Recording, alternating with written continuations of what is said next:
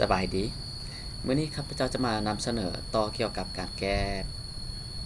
บทสอบเสียงวิชาคณิตศาสตร์ชั้นม .4 ในสุขเรียน2017-2018 ที่ผ่านมาเนาะก็คือจะมานำเสนอต่อในข้อที่11เนาะซึ่งข้อที่11เพิ่นถามว่าเม็ดที่ได้จากการหมุนเม็ด A ที่มีตัวประสานแม่น3กับ4เนาะรอบเม็ด O ที่มีตัวประสานแม่น0 0ตามทิศตรงกันข้ามการเดินของเข็มมุมด้วยมุม90องศาแม่นเม็ดได้เนาะซึ่งอยู่ในที่นี้ครับพระเจ้าจะโปรได้แต้มรูปให้เบิ่งเนาะก็คือเขาจะสังเกตเห็นในแกนเนาะในแกนที่มี2แกนก็คือ x กับ y เนาะก็คืออันนี้จะหมุนกลับเนาะคือจะบ่หมุนตามเข็มมุมซึ่งอันนี้จะหมุนกลับเนาะฉะนั้นเป็นมุม90เนาะซึ่งจากบทเลขเนาะก่อนอื่นก็คือจากบทเลขเนาะเขามีอันที่เขามีก็คือมีเม็ด A แล้วเนาะมีเม็ด A เท่ากับเท่านี้และมุมเนาะตัวอย่างว่าเขาหมายเป็นมุม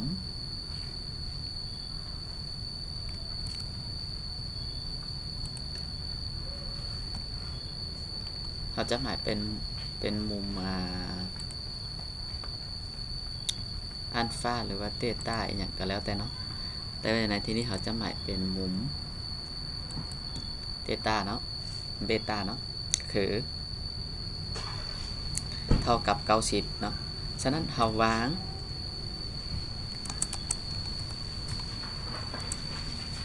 จุด B เนาะวางตัว B เนาะ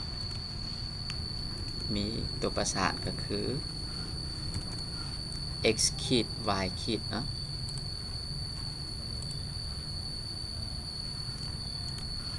B มีตัวประสาน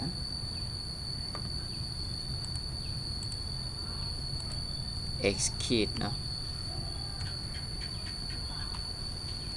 แล้วก็ y ขีด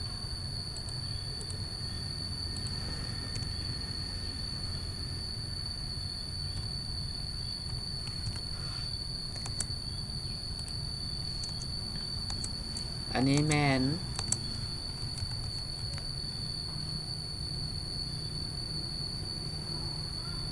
เม็ดที่ได้จากเนาะการหมุน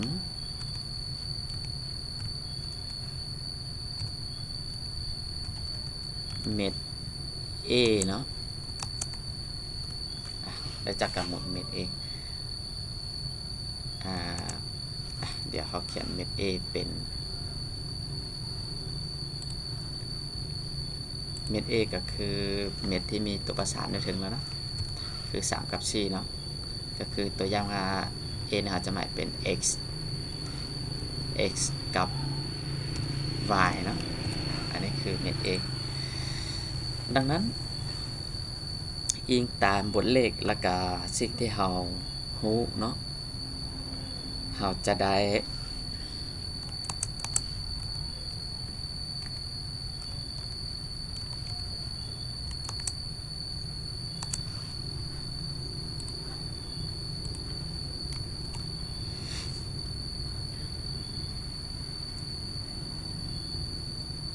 อันที่1ก็คือ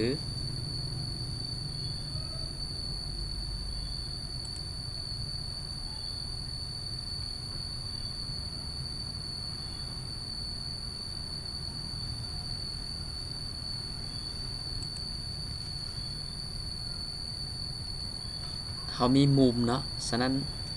ตามแกนนอนเนาะเราจะได้โกสของมุมเตต้าเนาะโกสของมุมเตต้า อันนี้คือ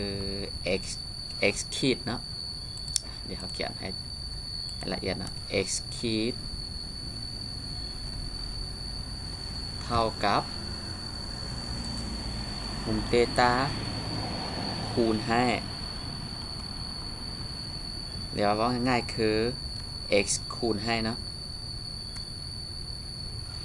x คูณให้ cos ของมุมเตตาบวกลบเนาะเนื่องจากว่าปิ้นกลับเนาะจะเป็นy คูณให้sin ของมุมเตตาเส้นกันเนาะอันนี้คือค่าของ x เนาะแล้วก็อันที่2คือค่าของ y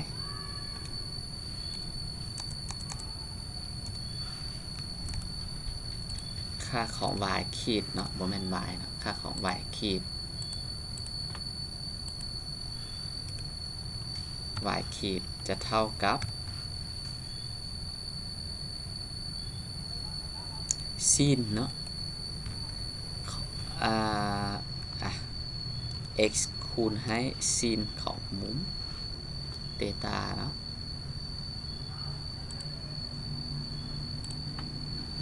บวกให้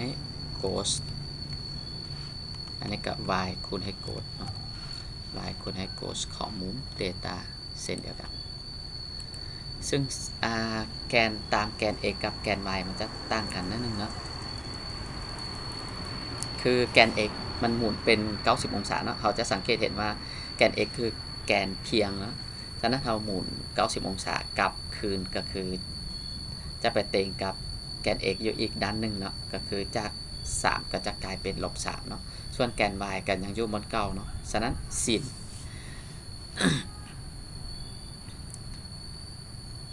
sin กับกดเนาะฉะนั้นอันนี้คือตัวที่เรามีเนาะหลังจากนั้นเราแทนค่าเนาะก็คือ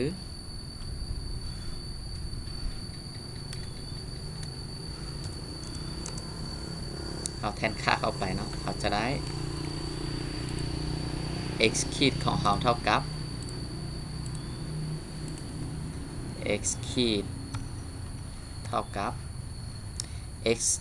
x ของเม็ด a เนาะ x ของเม็ด a เท่ากับ3เนาะ3คูณให้ cos มุมเตต้าเท่ากับ90เนาะ90องศาเนาะเดี๋ยวเราเขียนเป็นองศาดีๆเนาะ90องศา90องศาเนาะแล้วก็ลบให้ c ลบให้ c คูณให้ sin ของมุม90องศาเส้นกันเนาะเป็นมุมเดียวกันเนาะ90องศา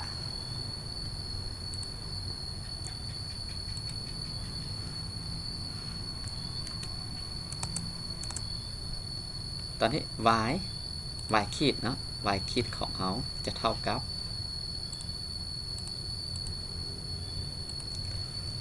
y ขีดของเขาจะเท่ากับ3คูณให้ sin เนาะ sin ของมุม90องศาเส้นเดียวกันเนาะ90องศาแล้วก็บวกเนาะตัวที่2คือบวกเนาะบวกให้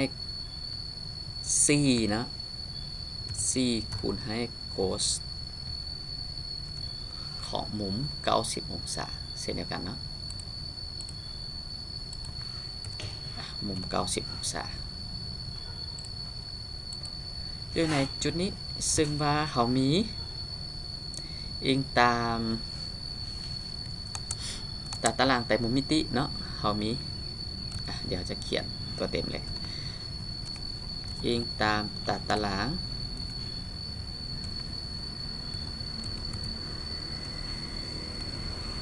ไตรมุมมิติ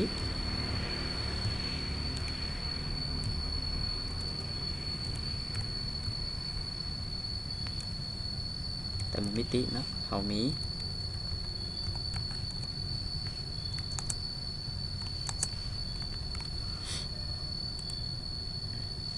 โกสของมุม90องศาเนาะ90องศา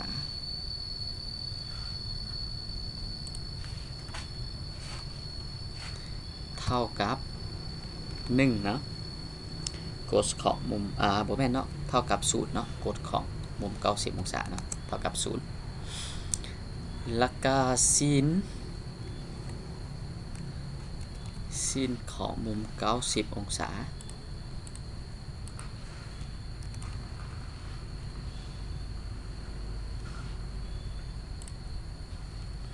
เท่ากับ1เนาะโกสเท่ากับ0แล้วก็ซินเท่ากับ1ดังนั้นเราจะได้จากบทเลขทั้งเทิงเลยเนาะเราจะได้ x ขีด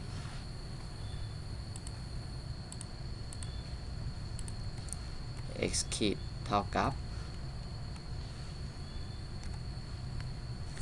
3คูณให้โกส90เท่ากับ0เนาะแสดงว่าคูณให้0ลบให้4คูณให้1เนาะแล้วก็ y ขีด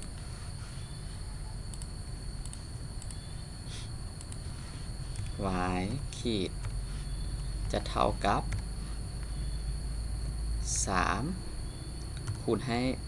1บวกให้4คูณให้0เนาะฉะนั้นเราจะได้เดี๋ยวเราเขียนต่อไปเลยเนาะเอาง่ายๆเราเขียนต่อไปเลย x ขีดเท่ากับ3และ y ขีดเท่ากับ4เนาะบ่แม่นเนาะ y ขีดเท่ากับ3แล้วก็ x ขีดเท่ากับ-4เนาะดังนั้นเราสามารถตอบได้เลยเนาะก็คือเม็ดที่เม็ดนั้นเราหมายเป็นเม็ด B เนาะฉะนั้นเราได้ B เนาะมีค่าแม้น-4กับ3เนาะอันนี้คือเม็ดที่เขาวางไว้เนาะเป็นเม็ดที่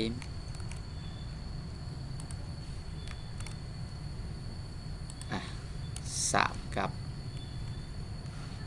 4นะที่ผ่านเม็ด A 3กับ4ด้วย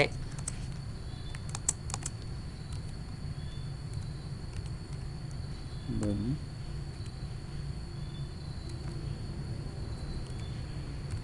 90องศาเนาะด้วยมุม90องศาด้วยมุม90องศาอันนี้คือคำตอบที่เราต้องการเนาะอันนี้คือคำตอบที่เราต้องการ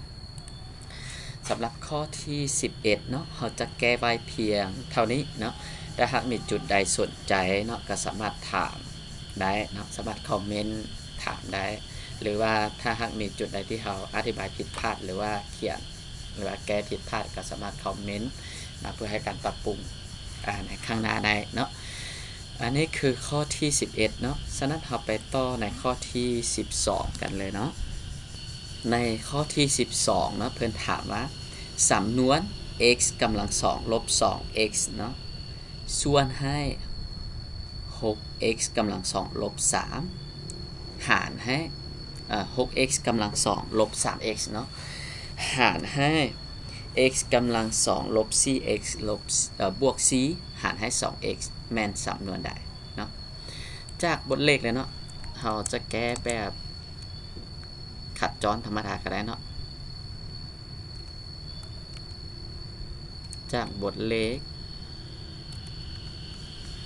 ก็คือจากบทนี้เลยเนาะ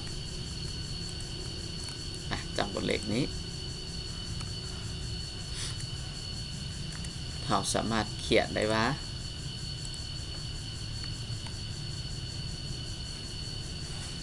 เขาคูณควายเลยเนาะเขาสามารถคูณควายเลยก็คือเราสามารถเขียนได้เป็น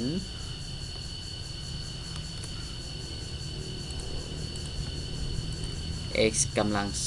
2ลบ 2x เนาะคูณให้2x เนาะคูณให้ 2x ส่วนให้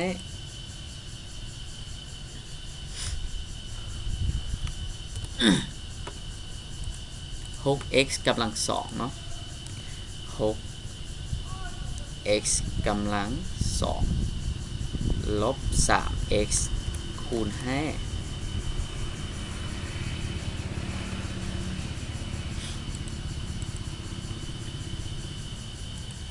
x กำลัง2ลบ 4x บวกให้ 4 เนาะเราสามารถเขียนแบบนี้ได้เลยจากตัวถึงเราสามารถเขียนแบบนี้ได้เนาะฉะนั้นเราสามารถเขียนได้ต่อก็คือ เราผันเปลี่ยนไปเลยเนาะใช้วิธีการผันเปลี่ยนไปเลยก็คือ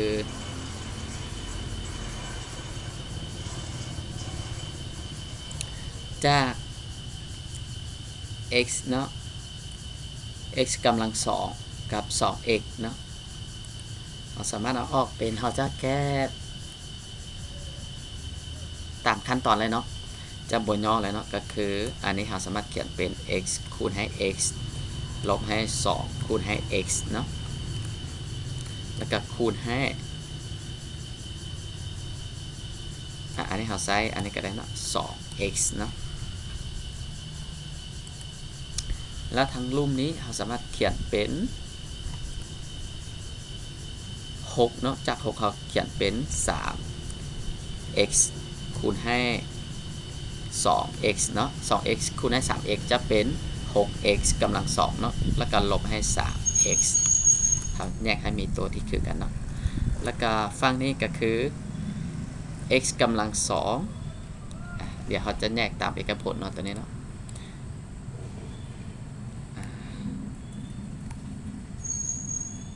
ฝั่งพี่เนาะ x กำลัง2เราจะผันเปลี่ยนเป็นจาก4ลบให้ 4x เนาะเขาจะเขียนเป็น2คูณให้2คูณให้ x เนาะแล้วก็บวกนะบวกให้ 4 เท่ากับ2คูณ2หรือว่า2กำลัง2นะเดี๋ยวเขาจะแก้ละเอียดเลย2กำลัง2ฉะนั้นจากอันนี้ทางเทิงเนาะเขามี x ตัวนี้เขาจะหมายให้เนาะตัวอย่าง x ตัวสีแดงกับ x ตัวสีแดงเนาะเราสามารถเอาออกได้เนาะก็คือเราจะได้ x คูณให้ x ลบ2นะ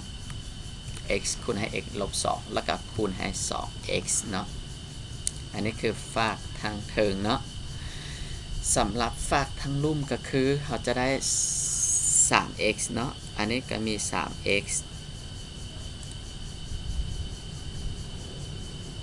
หมายเป็นสีอื่นเนาะ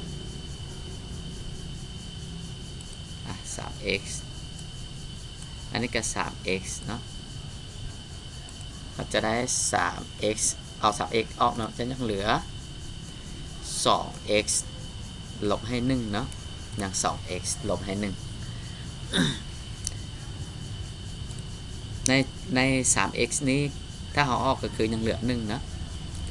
ฉะนั้นทั้งลุ่มยังเหลืออีกตัวนึงก็คือตัวนี้เราเทียบใส่เอกผลคนจื้อเนาะก็คือ x กำลัง2ลบให้2ตัวอย่างว่า a กำลัง2ลบ 2ab บวกให้ b กำลัง2เนาะก็คือเขาจะเท่ากับ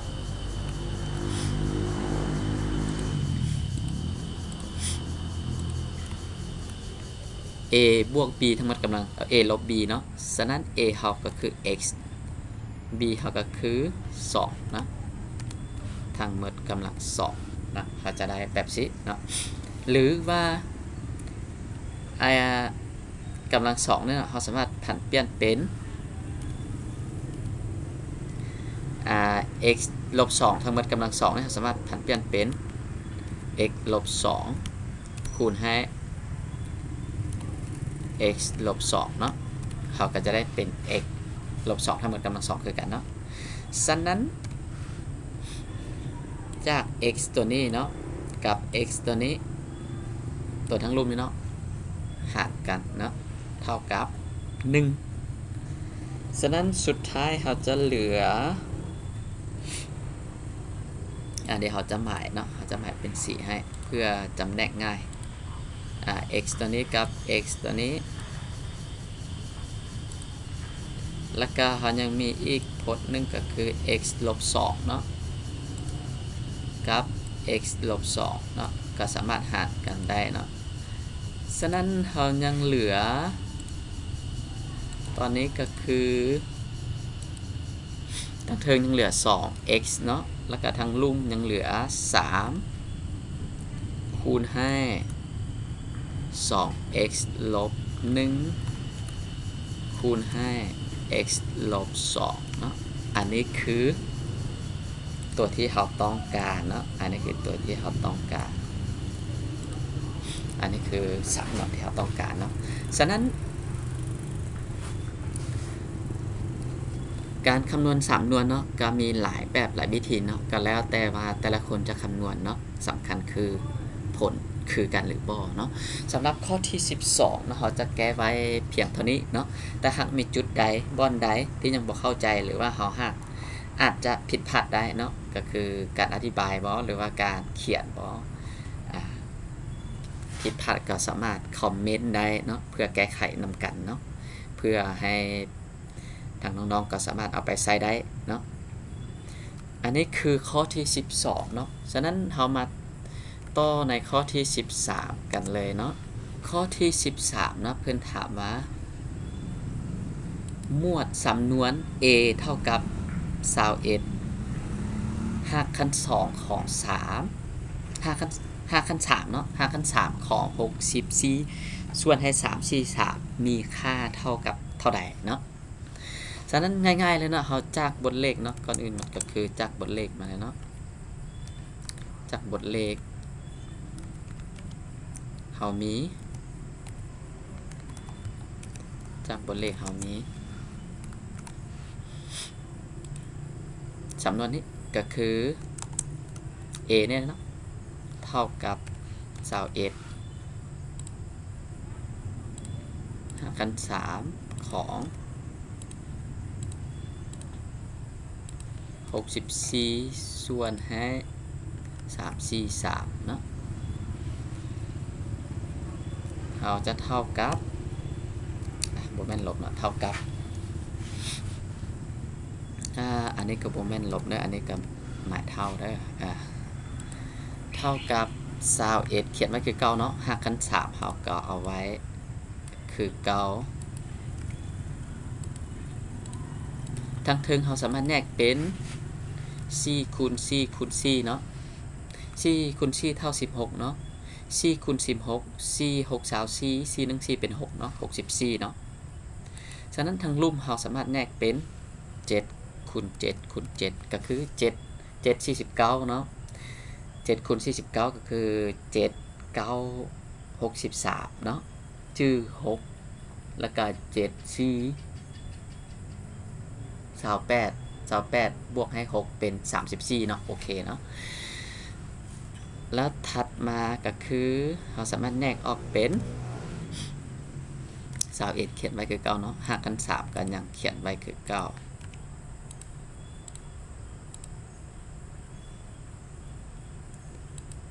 เป็น4กำลัง3เนาะ4คูณ3คูณเดียว3เท่าก็คือ4กำลัง3เนาะทั้งลุ่มก็คือกัน7คูณกัน3เท่าก็คือ7กำลัง3ฉะนั้น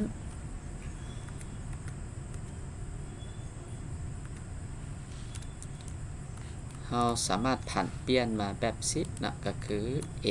เท่ากับ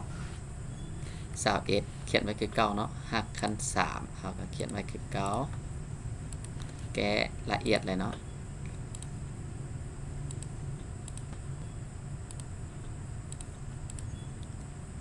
ก็คือ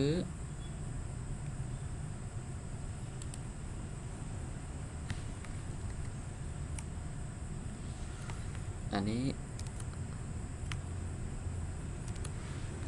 เดี๋ยวเราจะเอามาห่มกันเนาะก็คืออิงตามสูตรของเลขกำลังเนาะa กำลัง m ส่วนให้ b กำลัง m เนาะจะเท่ากับ a ส่วน b ทั้งหมดกำลัง m เนาะก็คือพื้นตั้งกันแต่กำลังคือกันเนาะเราสามารถเอาพื้นมาส่วนกันแล้วก็ขึ้นกำลังอันเดียวกันได้เนาะฉะนั้นจากกำลัง4 ส่วน 7กำลัง3เนาะกับ5คัน3เนาะจะขัดกันเนาะก็คืออันนี้เราจะหมายเนาะตัวนี้จะไปขัดกับ5เนาะ5กับ5คัน3คือกันเนาะฉะนั้นเราจะได้เหลือแม่น21คูณให้4 ส่วน 7เนาะสุดท้ายก็เหลือ4 ส่วน 7เนาะ21หารให้7เท่ากับ3เนาะ3คูณให้4เท่ากับ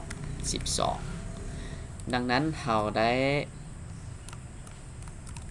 คำตอบแล้วเนาะก็คือ a เท่ากับ12เนาะอันนี้คือคำตอบเนาะอันนี้คือการคำนวณในข้อที่13เนาะซึ่งเราสามารถผันเปลี่ยนเป็นวิธีอื่นๆก็ได้เนาะซึ่งสามารถเอาไปถอนหักขั้น2เลยก็ได้ขั้น3เลยก็ได้เนาะหรือว่าถ้าผู้อื่นมีวิธีที่ง่ายๆก็สามารถนำใช้วิธีของตัวเองเนาะสำคัญคือผลนั้นเท่ากันหรือบ่เนาะอันนี้คือจุดประสงค์ของเขาเนาะ